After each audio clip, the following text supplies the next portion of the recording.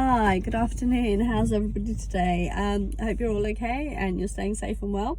First, before I start, please subscribe to my YouTube channel. Please comment below and let me know how I'm doing. Let me know if there's anything you'd like me to talk about. I'd probably like to make a video about my dad, much to the dismay of my family, I expect, because they don't like me to talk about it, obviously. Hi, if you're stalking my YouTube still and you like to watch my videos, nice to see that you're a keen follower of my YouTube channel, and like I said last time, perhaps get a hobby or something that might keep you entertained, still stalking my YouTube and my Facebook, my Instagram and my support group. But if you want to carry on, no problem. Right, my dad and I are almost identical in every way. So I've got my dad's looks, I've got my dad's personality, his likes, his dislikes. There's so many things that he likes that I like too. Possibly check shirts, you know, something like that. Bananas, strawberry ice cream, you know, these kind of things. We've got very similar, obviously, looks. Most of my looks are on him. I have dark hands and feet and things like him. And also empathy. I'd say that I'm very empathetic and very compassionate, very social and very caring kind of person, and so was my dad. He passed away 3 years ago, unfortunately. You know, may Allah grant him Jannah. I mean, but he had a really difficult life. His mother died when he was quite young, and he had a step mum, and then he had a step brother and 2 stepsisters, and they were really awful to him. They were treated him really badly. He was made to work in the fields all day. He wouldn't be fed, and then he'd come home and he'd cry and listen to music up a tree, apparently. Then he was sent to the UK. He was sent to work to send money back home to his family, and then he got married to my mother. So me and my 2 older sisters, we were born in Bangladesh, and we came to the UK when I was 2 years old, in 1981. From what I remember from my childhood, it was a very volatile kind of environment at home. There was a lot of domestic violence going on. My dad was quite abusive towards my mum. He wanted a boy and he kept getting girls, so there was 5 sisters before my brother came along, and then another sister afterwards. But in 1986, I was 6 years old, and we moved to Bognor Regis. My uncle went into partnership with my dad, and we made a business, and we had a lovely big house with French windows, French doors, a massive garden for us all to run around in. But then he cheated us out of our business. He took all the money, he ripped us off, and then we had to come back to Southampton penniless. We were sleeping on mattresses on the floors of people's houses, you know, going from one house to another. We couldn't stay for too long because of all the number of children we had. And my dad had a nervous breakdown, and he was diagnosed with schizophrenia, which I'm doubtful. I think he had bipolar disorder, because he had episodes where he was really high and then episodes where he was really low. But according to his medical records and the GP, he had schizophrenia. And from that point onwards, my mum took the reins. I remember my mum learnt to drive. She was driving a silver Datsun Sunny that she took us to school and back. She started sewing to get some money in and things. So we got by. We bought our own house. We managed to secure a mortgage with the help of an uncle of mine. We bought our own house, and we were, so, you know, it was amazing for us. Like, you know, we'd been sleeping on people's floors, so for us to have, it doesn't matter how big the house was, it was still our own house, so that was nice. But the relationship between my mum and dad then changed. So all of a sudden my mum was in charge. She wore the trousers, in effect. So she was in control of everything, you know, finances and everything, and my dad was, you know, almost bedridden. I don't remember that much around those years, because I was 7, 8, around that age. I just remember, especially towards the end, when he was he'd fallen ill. He had liver disease, so his liver kept playing up. He kept having to go to the hospital for biopsies and things. And he was always ill with issues like that. He had bowel issues, he had digestion issues, IBS, I expect. You know, nothing was really diagnosed, but sort of I have similar sort of digestion issues. So I'm sort of going on what I've seen, what I've heard, what I've, you know, witnessed, and from my own experiences as well. So, you know, he had episodes where he would go high, episodes where he'd go low, he wouldn't sleep so well. But he wasn't an invalid, and he wasn't bedridden. You know, he had plenty of energy. and yet, according to my mother, he wasn't allowed out. He, you know, we had a mosque across the road from us, and he literally just had to cross the road to go, and she wouldn't even let him go to the mosque. It was like, oh, he's going to run away, oh, he's going to get run over, oh, someone's going to trick him into, you know, taking all of his money. I think at one point he had an episode where people were cheating him of money, and he took the checkbook, and he wanted to do a business. I mean, his whole life, his main dream was to own his own restaurant, you know, and until he died, you know, he was still always saying he wants to open a restaurant. You know, he'd say to my sister, let's open a restaurant here in the garden, and things like that, because that was his lifelong dream. And, you know, it had been stripped from him when our business got captured by my uncle, so he was never able to fulfill this dream of his. You know, most of the people locally where we live just assume he was just crazy. He was just complete crazy nutcase, and he had to be locked up at home, and he couldn't be let out. You know, people didn't see him for years and years and years, and they just assumed that he was just crazy. You know, that's why he wasn't allowed out. Unfortunately, that's not true. I mean, he suffered a depression, or he had his episodes, but he was, you know, he knew what was going on. He was able to talk, he was able to go out. When my mother went to Mecca for 2 weeks, I was taking him out every day. We went to Marwa Zoo, went to Potters Park, we went to Victoria Country Park. You know, so many different places. I just took nearly every day he wanted to go out.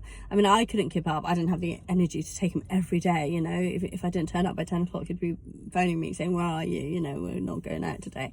So he loved it. You know, practically everything that he had wanted to go, everywhere he'd wanted to go, I would ask him, where do you want to go tomorrow? And we'd go. He'd never, in all his life, has been in the UK practically, he'd never been to the beach, he'd never been to the zoo, he'd never been to, you know, a theme park and things like that, Potters Park. And it was great to see him happy. You know, I've got a picture of him driving a racing car, a bumper car, at the fun fair, on the beach in Marwa Zoo, running around with the kids. You know, he loved it. He had such a good time. The only place he wanted to go was a circus, but by then my mother had come back and she was like, oh no, that's, you know, that's so sinful, you can't go to the circus, how dare you go to the circus, you know, you just want to see naked women prancing around. Well, we live in 21st century Britain. You just open the door and come out your front door and there's, like, you know, women in bikinis and women in skimpy clothes. You know, it's not like you have to go to the circus to see people in skimpy clothes. So it's just norm for here, you know, for UK. But according to my mother, that was so sinful. That's the only reason he wants to go, is to perv on women. You know, it was always one rule for her and one rule for him. Like, she would be glued to the TV watching into dramas, into movies, whatever, you know, she wanted to do. And yet my dad wanted to watch the 10 Commandments from, you know, Moses. And the 10 Commandments, and I was looking for this video for him, I remember once, and she went ballistic. It's like, why do you want to watch that for? You're not allowed to watch it.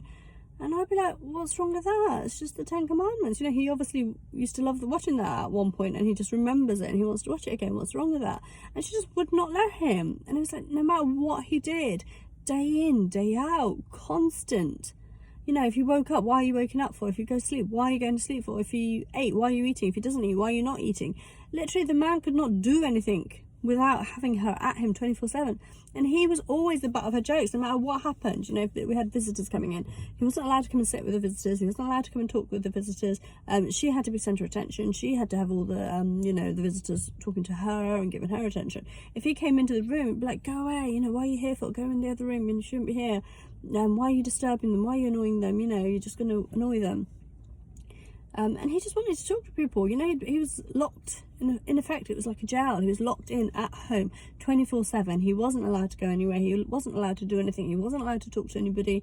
And it would literally be him confined to his room. Or if he went around the house, be like, oh, he's pacing the house. Oh, he's annoying me. Oh, he's disturbing me. Oh, you know, why you stood by the radiator? Why you stood by the heater? Why you sat on the sofa? Why are you laying on the bed? I'm not sure what he was meant to do, you know, regardless of what he does, it was always wrong, you know, according to her. He just could not do anything right. And just listening to her, you know, that would drive me mad, just listening to her day in, day out. And it was like, you know, she found it hilarious to make him the butt of the jokes. Like, you know, if he had a tummy trouble, or if he was unwell or something, it just, anybody would come and she'd repeat the same stories over and over. So it's hilarious. And, you know, by the time you've heard it 2-3 times, it was like, give it over now, you know. But she just repeat it over and over, and it is, I've noticed with her and one of my narc sisters, who's just so completely like her, just a complete mini version of her. and they have to be the center of attention, you know. And they say in narcissism, they have to have the center of attention, they have to be in the limelight, they have to have everyone's focus on them. They can't bear anyone else coming in and taking the limelight or having a conversation with someone.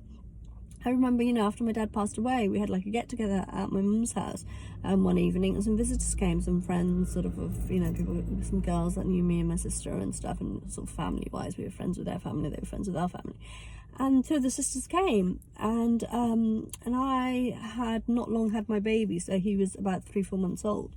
So they were asking me about my labour, they were asking me about pregnancy and about the baby and stuff like that. So I started telling them, and suddenly this narc sister of mine suddenly jumps in with her 5-year-old story, 4-year-old story. You know, her daughter was like 4 years old, and she had to jump in with her story because they were talking to me. And it's like, oh yeah, when I was pregnant this happened, when I was pregnant that happened. And I'm like, okay. But she just could not bear for anyone to talk to me, to have a conversation with me, for me to have any attention. It's like it eats away at her. Like, she has to steal it away from me. As soon as someone starts talking to me, she has to jump in, you know. I think my niece's daughter fell over and hurt herself. She had a really bad mark on her face, and I was sort of saying, well, just put some Vaseline on, you know, it'll help the skin heal. It heals quicker when you put a bit of Vaseline on the bruises and cuts and grazes and things. And suddenly she jumps in, you know, she's not in this conversation, but suddenly she jumps in, no, that's really bad for your skin, you know, you shouldn't use that. And I'm like, why can't I use that? It's like petroleum jelly, you know, it's petroleum, don't you know that, you know? And it's like completely cutting me off and putting me down. It's like, okay then. And then she's coming in with her, you know, recommendation, oh, you should use Savlon, you know, that's the best thing, I use it for everything. And I'm thinking, petroleum jelly is sold in the baby section and in the skincare section and sort of like in the beauty section. If it was that bad for people's skin, why would they sell it in every shop you go to? And from that we made this joke about, well, you know, it's got petrol in it, so you can't use it, so you have to stick it in the car instead. You can drive your car on petroleum jelly. Me and my son would just crack up about that, petroleum jelly in your car to drive your car, yeah. And something else like that, you know. And it's just whatever conversation I was having, she could not bear it, and she has to jump in. And I've noticed it's the same with my narc mother and my narc sister. They're both the same, you know. And then I've got the other narc sister who's this one's overt because she's openly abusive, you know. She'll always cut into my conversations, she'll always put me down openly, you know, snap at me. The others seem to be oblivious and deaf to the things she says, you know, because they don't really care, do they, what she says and how she treats me, because as far as they're concerned, I'm just not worth the time of day. So if she wants to cut me up, if she wants to laugh at me, if she wants to humiliate me, that's perfectly fine by them, you know. They'll just say they didn't hear anything, which is fair enough, you know. If they want to play a flying monkey to narcs, that's their problem. The other one, who's the covert narc, which in some ways I think is the worst. I think overt narcs, at least you know what you're dealing with, you know, they're openly abusive to you, you know they don't like you, and they don't make any qualms about hiding it.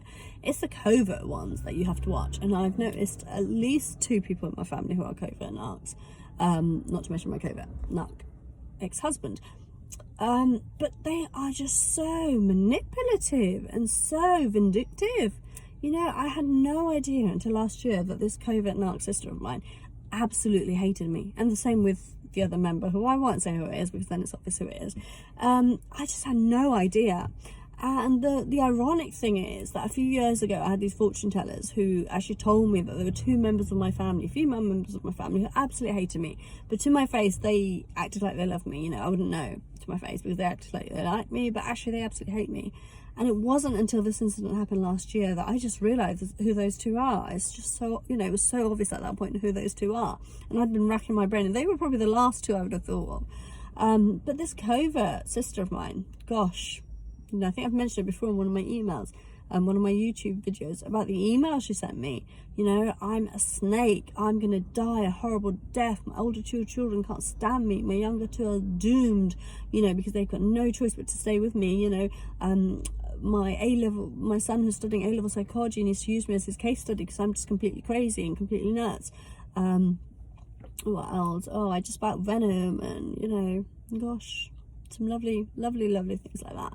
And obviously the others all support her, the others all back her. Oh, well, you know, it's because of what she said to her, you know, how dare she say things to her and upset her, you know, we've never seen her like that, so it must be the other one that said it because she's just, you know, a troublemaker, she just likes to cause trouble.